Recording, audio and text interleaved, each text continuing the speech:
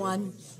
Thank you for being here, and I especially want to welcome our friends who are so helpful in terms of this issue, in terms of the outside mobilization for a free internet.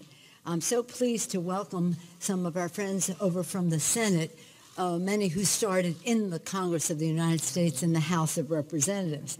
Leader Schumer, Senator Markey, Senator Cantwell, and Senator Wyden. Welcome, and thank you for your leadership.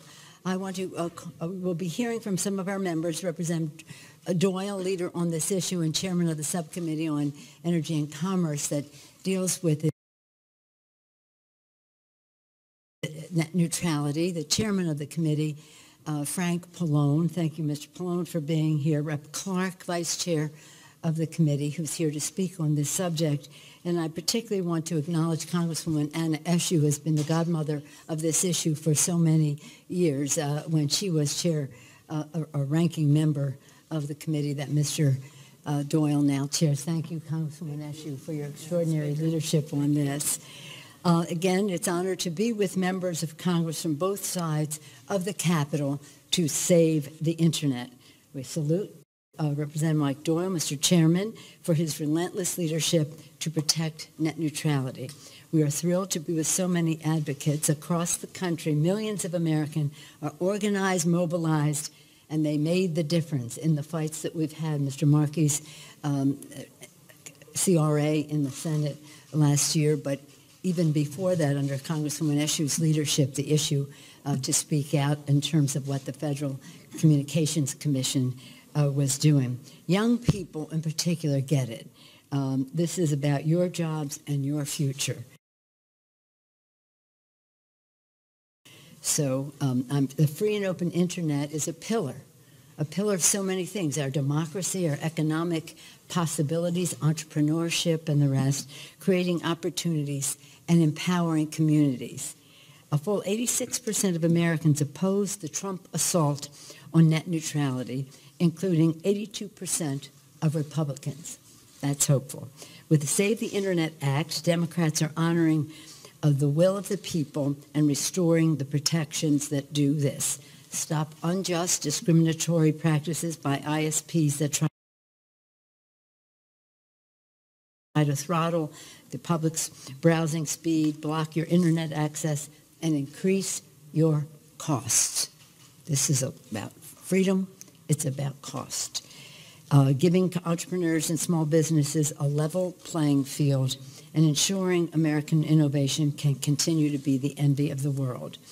This legislation also brings the power of the Internet to every corner of the country, from rural America to our cities. We must close the urban-rural digital divide, guaranteeing better, cheaper Internet so that we can create jobs and unlock the economic potential for all. Rural areas, inner cities, for all. Supporting this bill means supporting our democracy, ensuring that the voices of the public are heard, their will is respected, and the Internet remains free and open to all. We call on our Republican colleagues, and many Republicans in the country support this legislation and have in the United States Senate already, to join in supporting us by restoring net neutrality. With that, I'm very pleased once again. On many occasions, I've had the honor of welcoming back to the House of Representatives our former colleague, a source of pride to all of us who served with him, the Democratic leader of the Senate, Mr. Schumer. Thank you, Leader Pelosi, and I'd like to thank all of my Senate colleagues, our House colleagues. None of the House colleagues have served in the Senate. We did our service with you. We did have one, Claude Pepper. Claude Pepper. Yes, we had Claude Pepper. Yes. Nobody did. Anyone know who he is? I spoke to the young Democrats in Manhattan and mentioned Bella Abzug, and they said, who? Shows you. Anyway. This will be our fate. So anyway, I want to thank all of my colleagues for being here, the advocates, business leaders, and everyday working Americans, making their voices heard saving the internet has been a grassroots effort if there ever was one, because average folks understand that they do not want their costs of using the internet to go up. They do not want their freedom to be constricted. If they should decide to start up a business, they want to be on an equal playing field with the big boys. There are so many reasons that we need net neutrality. You know, when we don't let electric companies, also a monopoly, say you can charge this house one rate and the same house next door another rate. We don't let our highways, even when they're privatized, say you can charge this car one rate, you can charge that car another. We need the same rules on the internet. It's got to be open and free and fair. It's got to give the average person a break.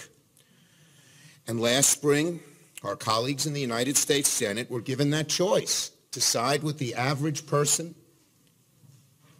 rather than the big special interests, to side with protecting middle-class families and consumers and entrepreneurs rather than the big boys.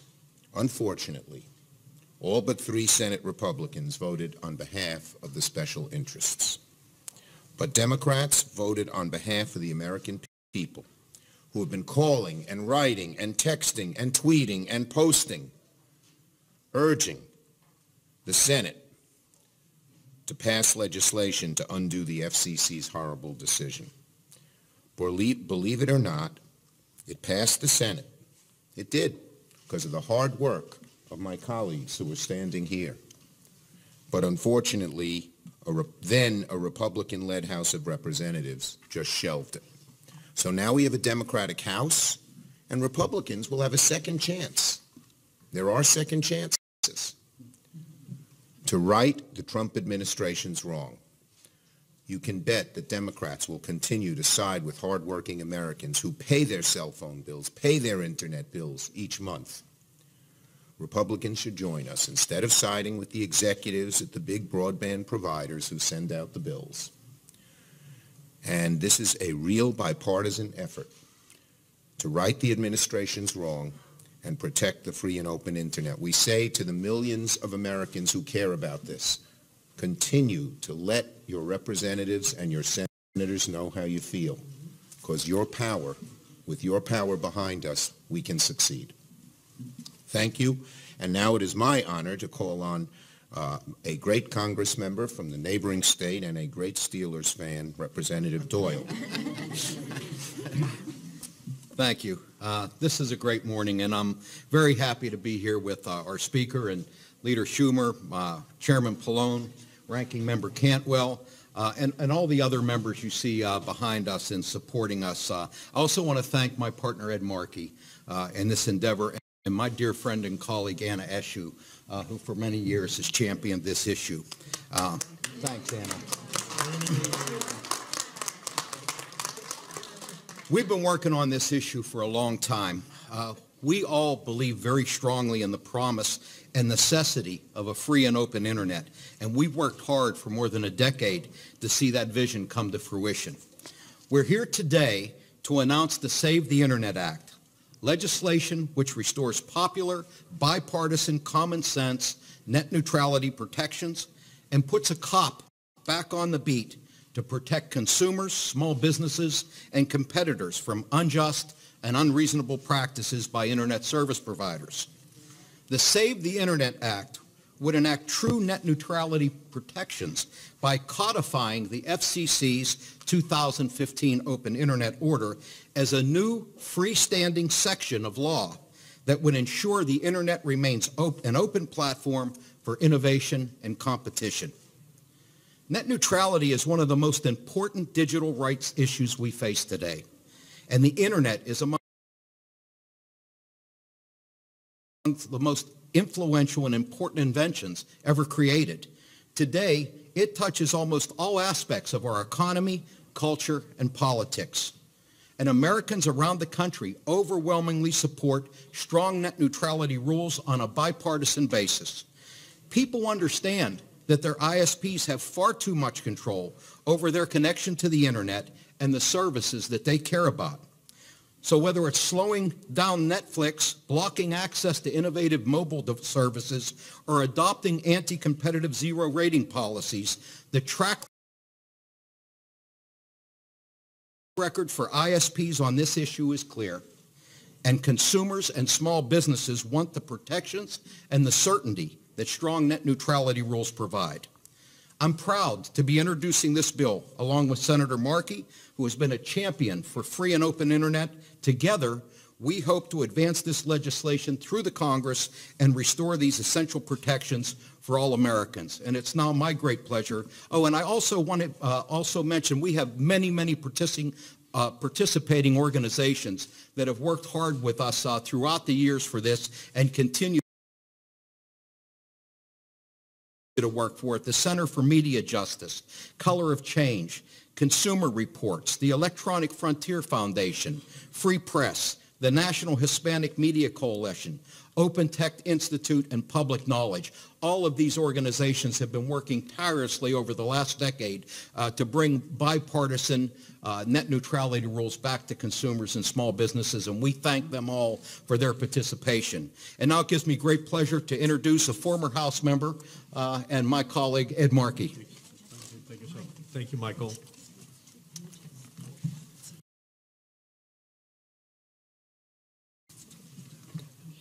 Thank you, Michael, so much. Thank you for your incredible leadership on this issue.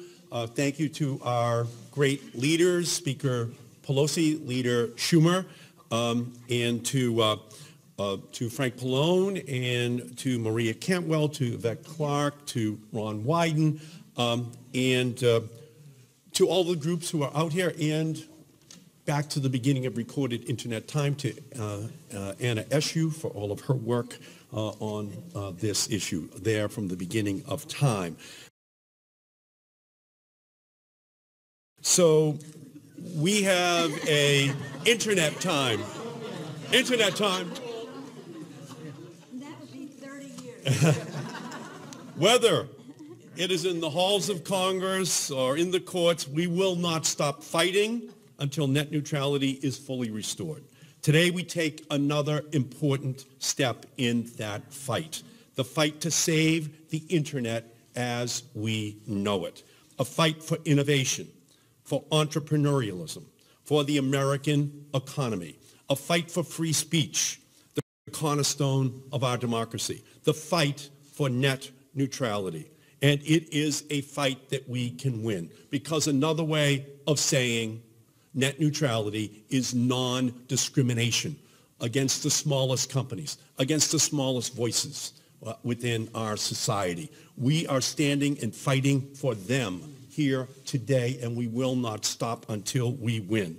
Last year, in an historic bipartisan CRA vote of 52 to 47 in the Senate, we sent a message to President Trump about what a free and open internet means. Free of corporate control, open to all who want to communicate, engage, and innovate. This bill does what the American people want. It returns us to the rules that ensures that they are not subject to higher prices or slower internet speeds or even blocked websites because the big broadband providers want to pump up their profits. Nearly every single member of the Senate Democratic Caucus is a co-sponsor of our new legislation, the Save the Internet Act. Last year, we sent a message on net neutrality to Donald Trump, and today we send another. This Congress won't fall to his special interest agenda and his broadband baron allies. Instead, we will do right by the people who sent us here and protect the internet as we know it. We are on the right side of history, and we will not give up this fight. It begins today.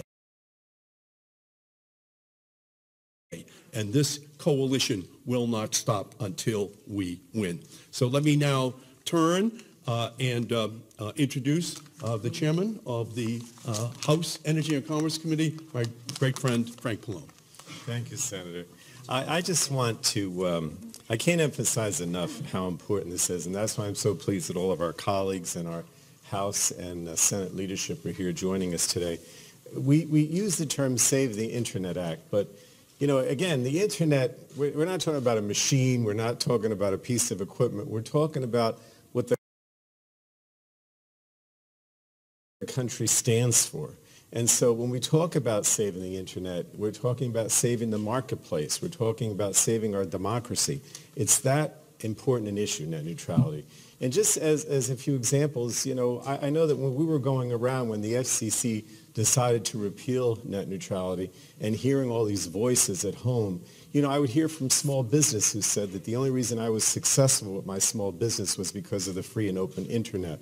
Or I remember going on a relatively conservative talk show, and they were concerned about the ideology, about how, conservative voices might be shut out if we don't have net neutrality. Or people, I remember going to the public library in my hometown where people were going there to, look for a job, and that was their way of, it's the way young people, many people now, actually find a job, and concerned that if we eliminated net neutrality, they would have a harder time finding a job. So this is so important in terms of our democracy, innovation, all the things that my colleagues have talked about. But the second thing I wanted to mention briefly, because Nancy Pelosi mentioned the will of the people. I believe very strongly that the way the FCC proceeded in repealing net neutrality was just totally contrary to the will of the people. The FCC is supposed to be an independent agency, and they were under previous administrations, but they are not now. Chairman Pai and spokespeople for President Trump made it quite clear before they even started to have hearings on this repeal rule that they were going to repeal net neutrality. 24 million people wrote to the FCC or contacted the FCC and said, do not repeal net neutrality, and they completely ignored them. They had made up their mind from the beginning, and that's not the way they're supposed to proceed. So I am so pleased today that we're moving ahead, and we're going to guarantee in the Energy and Commerce Committee that we move quickly on this legislation to save the Internet because of its importance. And now I want to yield to my colleague from the Senate, again, a member of the House that we're so pleased to work with, Maria Cantwell. Thank you, Frank. Well, it's a pleasure to be here with my colleagues, Speaker Pelosi, Leader Schumer, Representative Doyle, Senators Markey, Representative Pallone. Look forward to working with you on a whole myriad of issues in the Commerce Committee. Obviously, Representative Clark, Senator White, and so many of our colleagues behind us. Nancy Pelosi becoming Speaker and taking over the House of Representatives has breathed new life into the battle for an open Internet. We applaud that our colleagues have been able to now bring focus, and I'm going to introduce Representative Clark in a minute, who is busy whipping members to support this legislation. But I think we're going to find out, as we already did in the Senate, that we're pretty unified on our side of the aisle, that we believe that protecting consumers from price gouging on the Internet, a vital tool for communication today, is essential. And while we were able to gain bipartisan support in the United States Senate, we hope that this large-scale debate in the House of Representatives will also gain some bipartisan support and the attention of the American public so we can continue. 5 states now have laws on net neutrality, and some of them have been passing legislation in bipartisan fashion. I think there's another 30 states that are considering this legislation, ideas of protecting the Internet. So it's accurate to say the debate about an open Internet is not going away. In fact, it just got a few more logs thrown on the fire. Why is this so critical? Many of my colleagues already mentioned why it's so critical for people just not to be gouged by their cable companies. And obviously, I think everybody in this room can have a little bit of empathy for that. But it is also important for an Internet economy as next generation businesses come along, whether that is in the area of online medicine or, God forbid, an emergency room that just can't get an X-ray in time because they didn't pay for a fast lane, or whether that's a college student studying in their dorm room who also get throttled back at a key time that they need to study for the final exam. Getting access to information is life-saving and critical for businesses.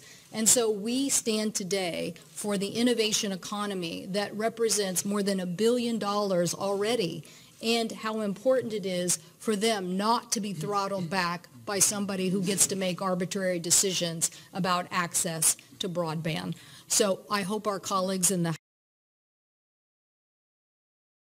House will be loud and proud of this legislation. We look forward to seeing how we can help in getting it passed in the United States Senate. And now I turn it over to my colleague, Representative Clark. Thank you very much, Senator, and let me thank the leadership you see assembled here, as well as my colleagues and the advocates for being here as we announce to you that we are here to save the internet. Save the internet for today, tomorrow, and for future generations. The Republican FCC has dismantled net neutrality, saddling consumers with higher costs and less choice, throttling competition and punishing entrepreneurs, small businesses, communities of color, and other Americans who are vulnerable and disenfranchised. This is the 21st century issue of equity. And what we are saying here today is that we will not allow our internet to be taken over by those who would profit at the expense of our values for democracy, First Amendment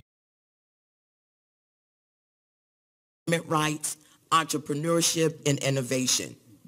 Democrats promise to restore open, unrestricted access to the internet and build out high-speed internet for every community across this nation, be they rural, be they towns, be they small cities, be they schools or businesses. America is still waiting for it. Today, we are keeping our promise to the American people, as has already been stated, and we are proud to announce the introduction of the Save the Internet Act. Here's what we know. As prices go up and flexibility of use drops, the impact will be felt by most of those with less money to spend on preserving internet access. People like my constituents in Brownsville, Brooklyn. Reducing effective internet access has a profound impact on low to moderate income individuals. Government services at all levels are increasingly moving online. If you struggle with multiple jobs or the travel time through public transit necessary to get to government offices, reducing access to the internet means reducing access to vital services. Additionally, internet access has become critically important to finding jobs, as has already been stated by Senator Cantwell. According to the Pew Research Center, and for many smartphones are dominating how folks actually hunt for jobs. Finding work without adequate online access is frankly difficult. Lastly, if you have young children, you know that internet access is virtually mandatory at school, work, and at play, whether to do research, gain access to course materials, and more. The bill we are introducing today would make life easier for my constituents in Brownsville, Brooklyn. The Save the Internet Act creates popular, bipartisan, and targeted net neutrality protections and places a cop on the beat to protect consumers, small businesses, and competition from abusive practices of internet service providers. This act mirrors the similar bipartisan Congressional Review Act legislation that passed the Senate last Congress and has had 182 bipartisan signers on the discharge petition in the House. So I will be whipping. The majority of Americans oppose the FCC's rollback of the same protections that would be enacted by the Save the Internet Act. The Save the Internet Act would revive necessary common sense provisions for defending the internet while stopping the FCC from applying more than 700 regulations under the Communications Act that are unnecessary to protecting an open internet, such as rate setting.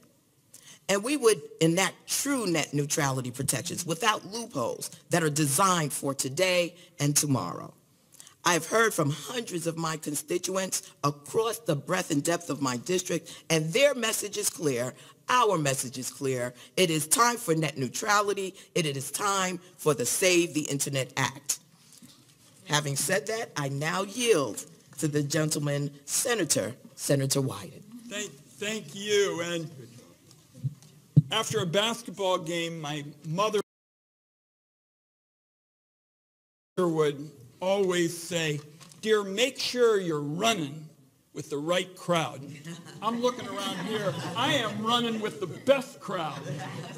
And I want to thank them all for making this event possible. I'm just going to make a quick comment before I have the honor of throwing it to our outstanding speaker, Speaker Pelosi, for our wrap-up. Yesterday, Sir Tim Berners-Lee, the inventor of the World Wide Web, came in for a little chat, just to visit. And the very first point he brought up was the urgency of protecting net neutrality. That's because without net neutrality, special interests can upend the free and open internet and decide that even after you pay your internet access fee, you can't go where you want, when you want, and how you want online. Now, we've all been talking about how this battle started shortly after the earth cooled, and just one little bit of personal history. Eddie Markey introduced the first net neutrality bill in the House. I wrote the first one in the Senate when I had a full head of hair and rugged good looks.